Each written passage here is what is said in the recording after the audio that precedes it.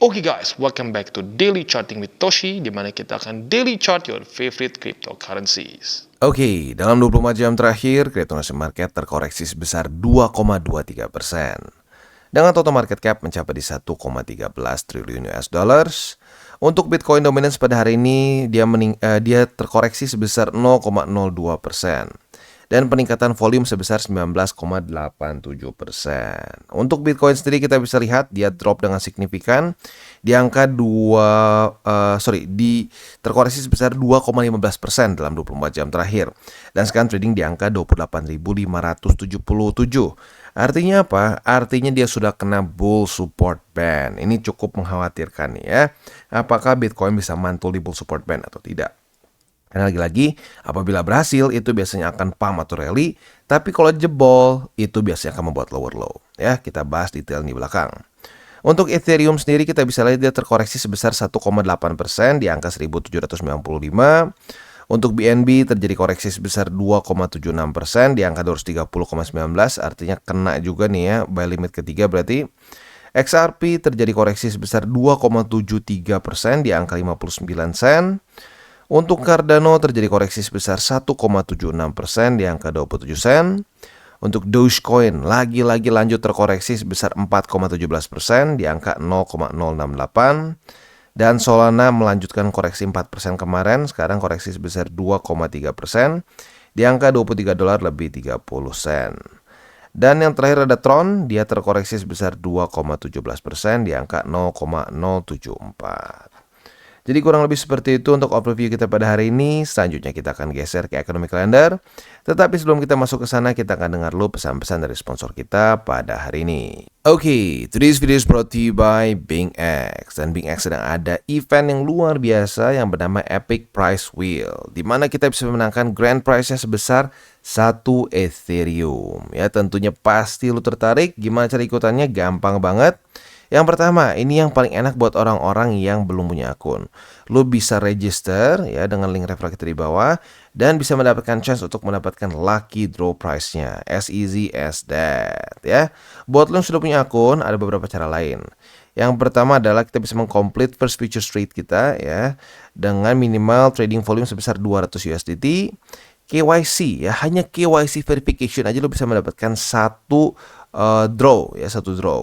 Nah, selain dari itu juga buat lo yang memang raja trading futures ya, di sini juga per volumenya lo bisa mendapatkan chance untuk draw juga.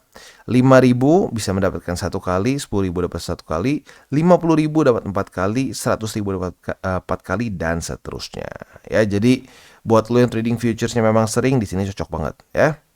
Nah, selanjutnya juga lo bisa mendapatkan chance untuk draw ini apabila lo menginvite teman lo begitu ya. Event ini berlangsung dari tanggal 12 Agustus sampai tanggal 28. Jadi waktunya masih cukup lama ya. Buat lo yang tertarik silakan bisa post dulu, ikutin semua notes and terms-nya. Kalau lo setuju silakan ikutan ya.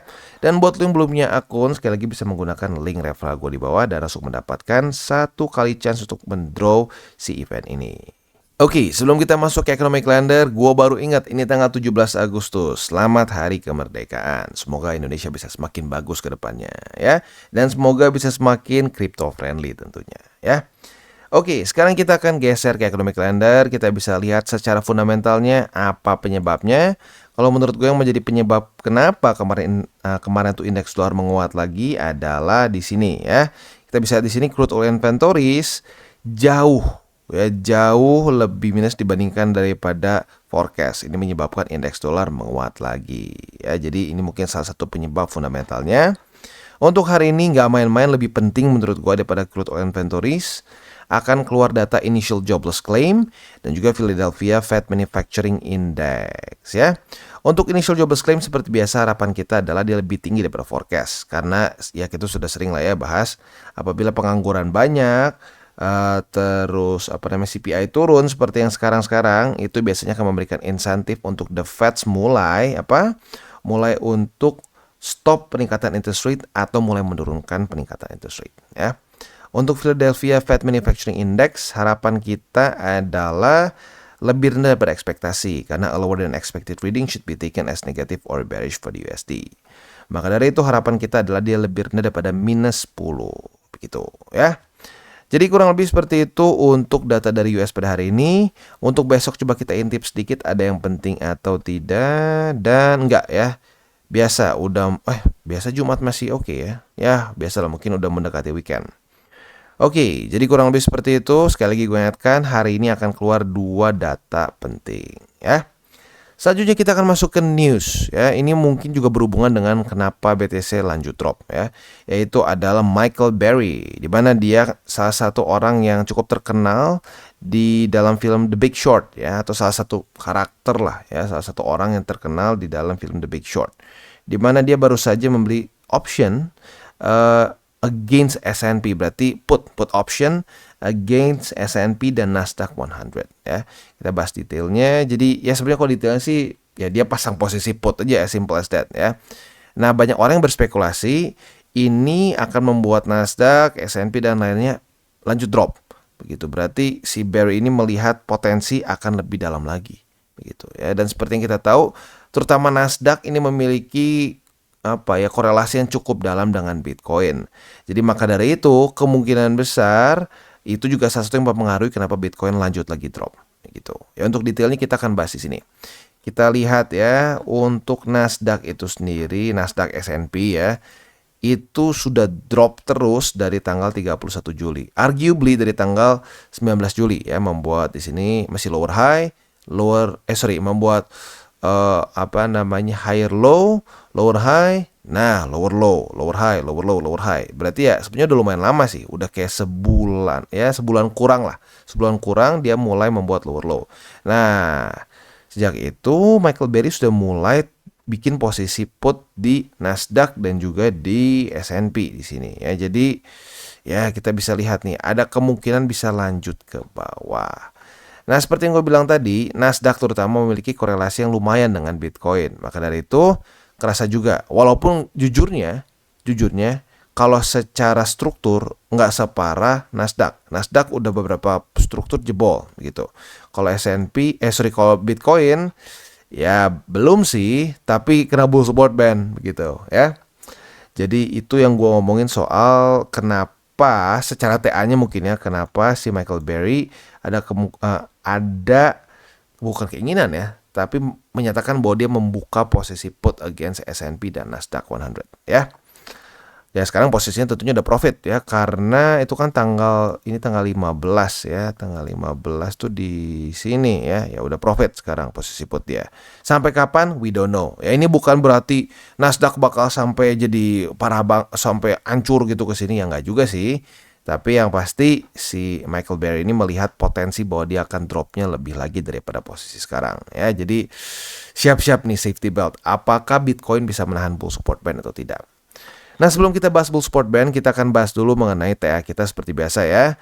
Nah, jadi yang mungkin sekarang kita bisa lihat adalah dia udah retest ke bull support band. Bull support band itu di daerah sini nih. Ya, daerah sinilah kurang lebih. Ya, sedikit tembus malah daily close kemarin ya.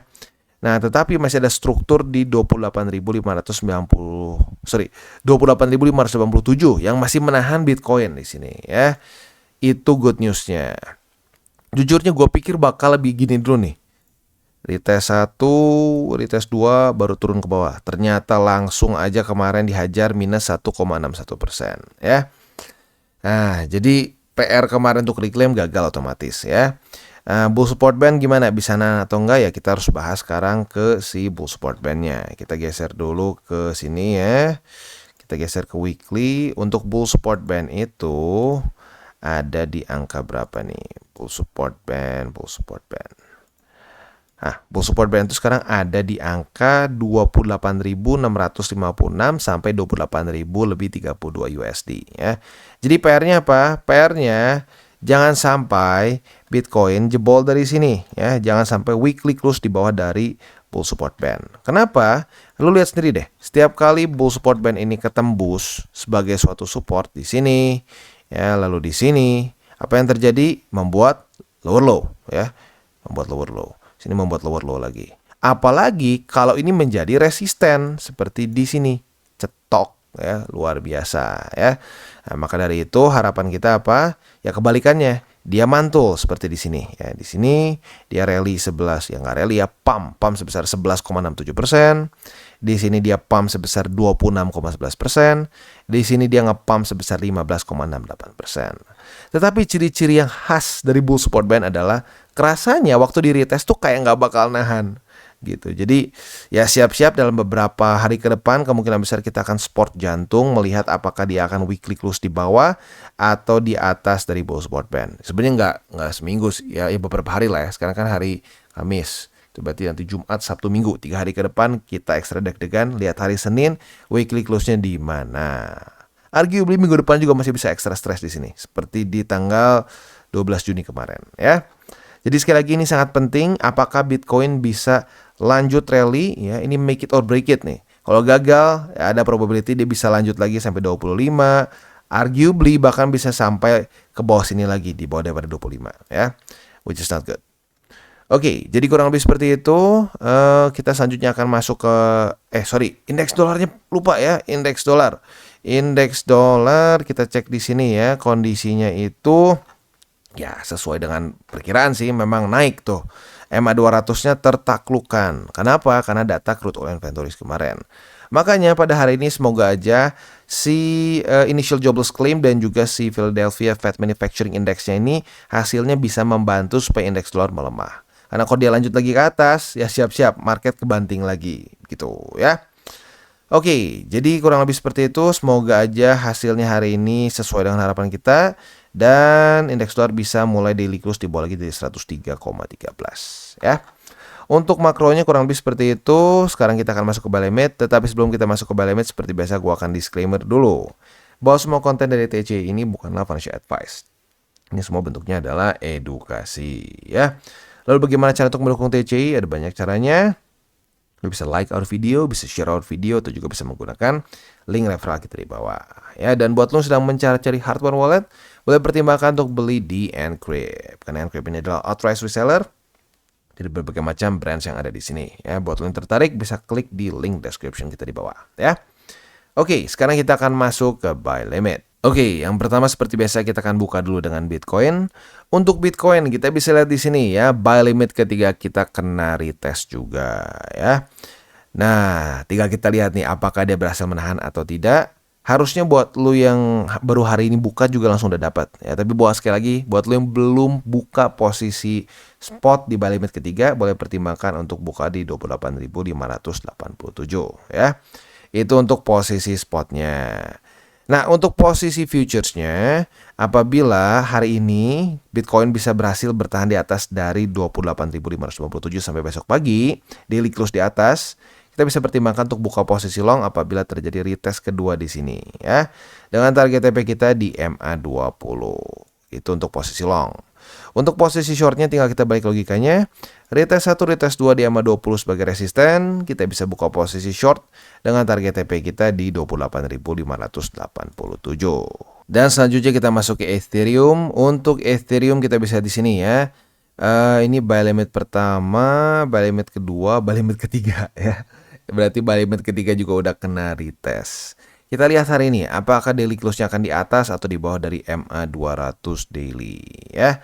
Bahkan sampai ke retest juga 1780 untuk weeknya ya.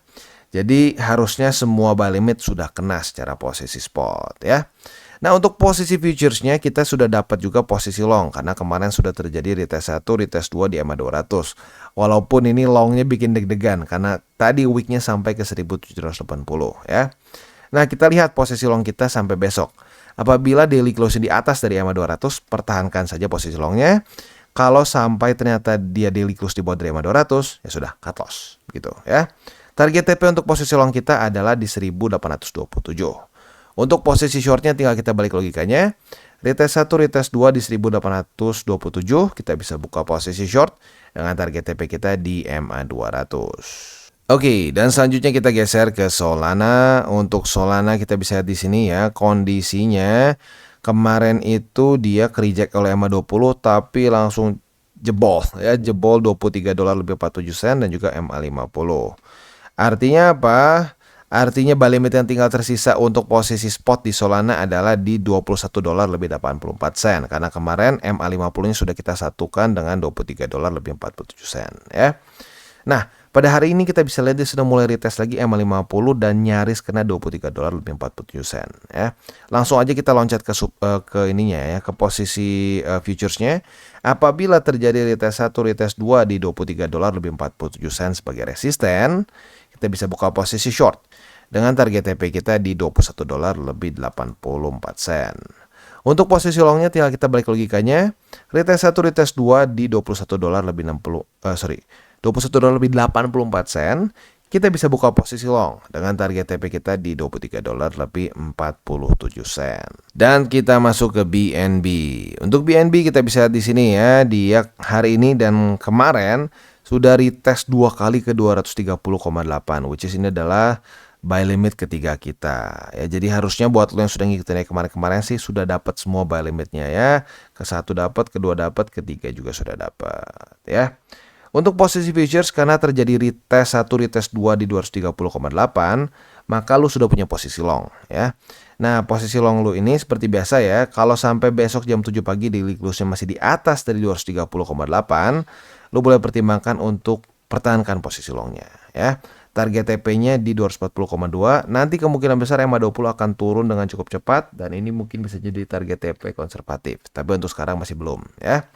Untuk posisi shortnya otomatis tinggal kita balik logikanya. Retest 1, retest 2 antara di 240,2 atau di MA20. Kita bisa buka posisi short dengan target TP-nya di 230,8. Dan sekarang kita lanjut ke XRP. Untuk XRP sayangnya kemarin atau lebih tepatnya hari ini jam 7 pagi dia jebol dan daily close di bawah dari 59 sen ya. Artinya buy limit ketiga ketembus. Maka dari itu kita bikin buy limit baru.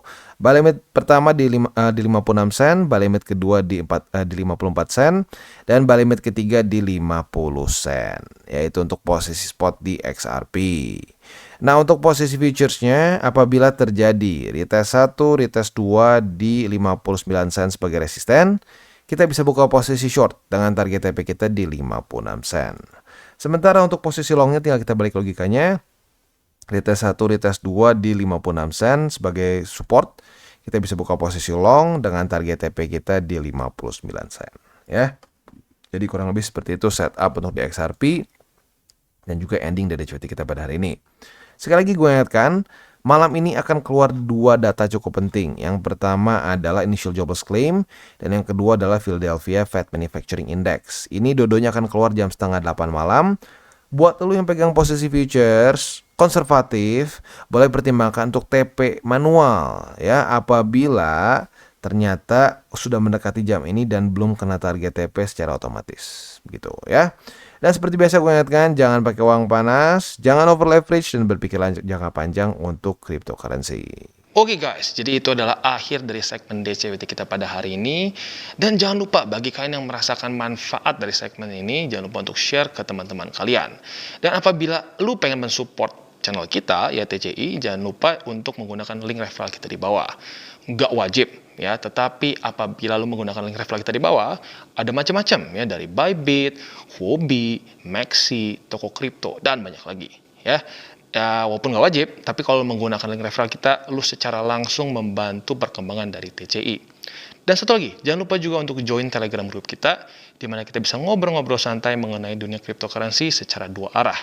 So, jangan lupa untuk like, subscribe, click the bell icon, and see you on the next video.